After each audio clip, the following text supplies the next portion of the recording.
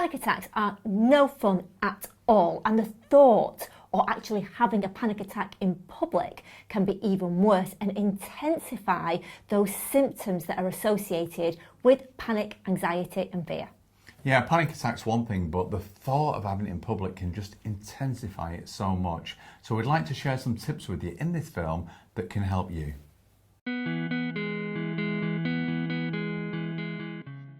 If you dread going out in public because you fear having a panic attack in public, and we hear this a lot, that just the thought of a panic attack starts to make you panic. So if that's you, the first thing that we'd love you to do is to actually visualise yourself doing whatever it is that you're fearful of doing. Visualise yourself going out. Make sure that you're seeing a positive outcome, because that will help. It's almost like a prediction. If we start thinking the worst, then it almost happens for us because there's an expectation that that is what's going to be our outcome when we actually go outside. So the first thing we really need you to do is to really strongly visualise and consider a very positive outcome and going out without any fear or panic.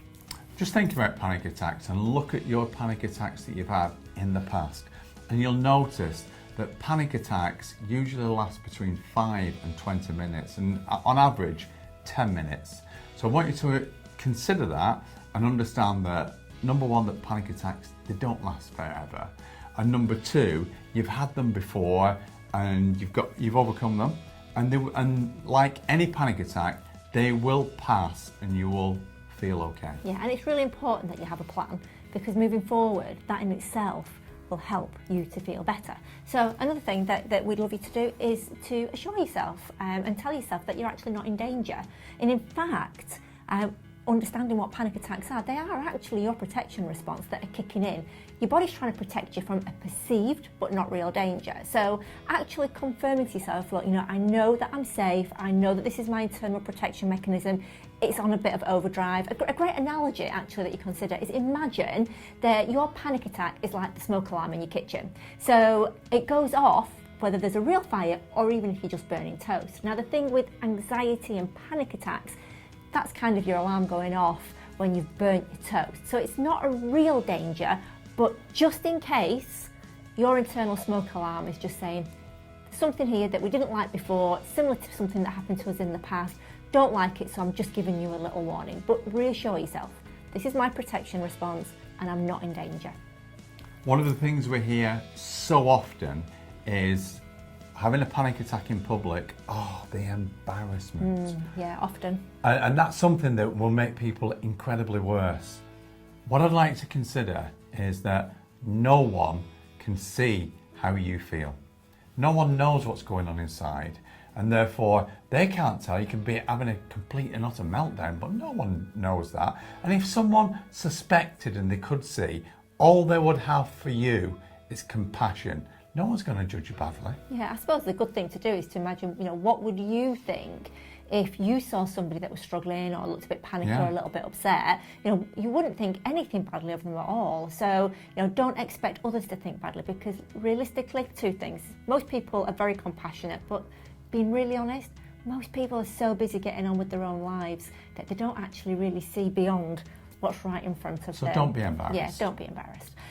So another thing that we'd like you to do is actually to move. So when we get those feelings of the panic attack, the fast beating heart, the palpitations, the dizziness, lightheadedness, and everything that goes with that, what that actually is that is your body reacting to the adrenaline that's released from your internal we said the smoke alarm, but it's your internal alarm system, your internal protection system. So what actually happens is that adrenaline is released into our bloodstream, and that's to help us to fight or to run away. It is what's known as the fight or flight response. So when you get that adrenaline in your body, then what you can do is burn it off. Try and burn it off yourself. So take a brisk walk, get outside, move a little bit, and that'll help those feelings and those symptoms of the panic attack to pass by much quicker.